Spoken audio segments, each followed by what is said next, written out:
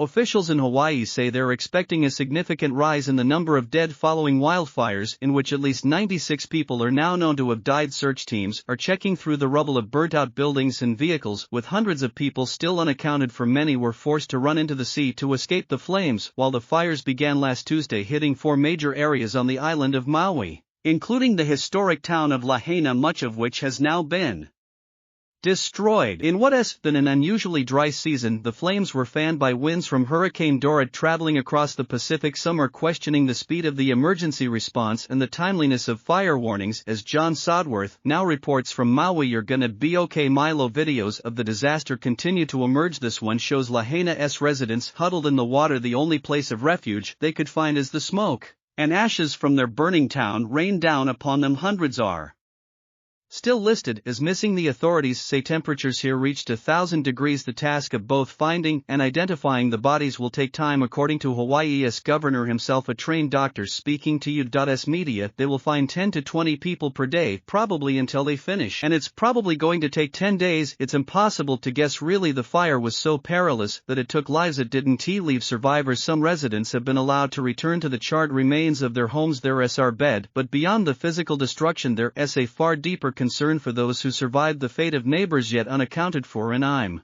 rattling her door like, come out, but she has it locked so I can't enter it, and boomer out anything because she's got it loud, so I'm coughing. At that point I can't talk, and now I can't see, so I just stumbled my way out. But and I'm getting burned by embers, so I'm like, if she's in there, what are her chances to survive there? We're out of the water now." Those who captured footage like this on the night now hope it will do more than just shock, and that these images might somehow help. "Hi, I'm Noah. I'm the person you just saw in the video. I'm just showing your support or donating to one of the many charities. Accommodations in short supply, both for emergency workers and the thousands made homeless. Tourists are being asked to stay away." John, it's a week since the disaster began to unfold, and there are still people unaccounted for. Clive, the mood here is one of deep grief and sorrow, as you say hundreds remain unaccounted for, with survivors from Lahaina posting on social media desperate for news of their loved ones. Many of the dead have not yet been formally identified. Such was the intensity of this fire that the authorities are having to use dental records. There's also a sense of anger, but questions over whether more could have been done to warn residents of the impending disaster, as well as about the adequacy of the government response to it. We are now beginning to see signs of federal activity, the National Guard, for example, manning the checkpoints outside this refuge center, and hotel rooms being bought up in large numbers to house some of the homes. But